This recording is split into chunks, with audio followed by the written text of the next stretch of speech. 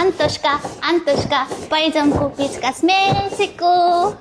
Bomba yangilik. Koreyskiy kosmetika kompaniyasi endi O'zbekistonda. Ushbu videoni koreyskiy kosmetika olmoqchi bo'lgan yokida biznes boshlamoqchi bo'lgan tanishinglarga jo'natib qo'ying. Bu kompaniyaning juda ham yoqqan tarafi bu yerda o'zbek xodimlari ham ishlar ekan.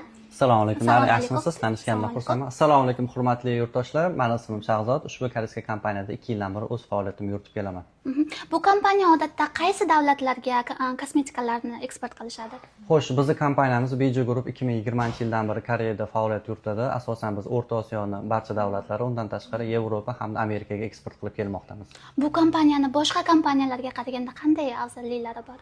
Xo'sh, bizning kompaniyamiz asosiy yutuqlaridan biri Oliviangdagi 200 dan ortiq brend bilan ofitsiant ishlaymiz. Agar siz ushbu sohaning egasi yoki ushbu sohani boshlamoqchi bo'lsangiz, biz siz turgan regionda eksklyuziv distributor yoqib beramiz.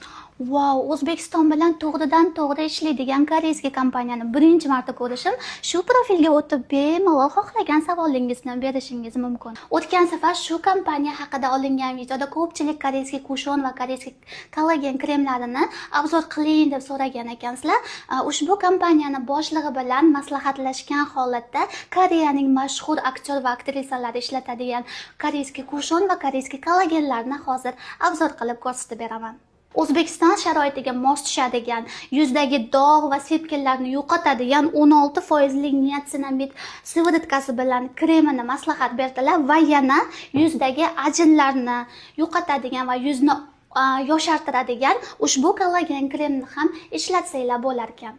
Va quruq yuzli ayol qizlarimizga yuzni namlantiruvchi va oziqlantiruvchi ushbu gialuronkali naborni maslahat berishdi. Bu naborda toner, penka, sviritka, krem va даже 50+ SPF kalari ham bor ekan. Koreyaning taniqli aktyor va aktrisalari ishlatayotgan yuzga yengil yotuvchi va issiq havoga mos tushadigan ushbu kushonni tavsiya qilishdi. Ushbu kushonni o'zimning rangimga mos tushadigandan tanladim. Hozir birgalikda ishlatib ko'ramiz.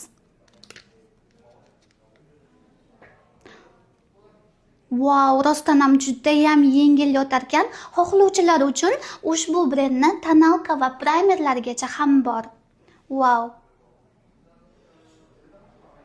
Ushbu brendni har xil atir va qo'l kremlarigacha bor ekan. Hidrosa deyishni ekan, sep olamiz.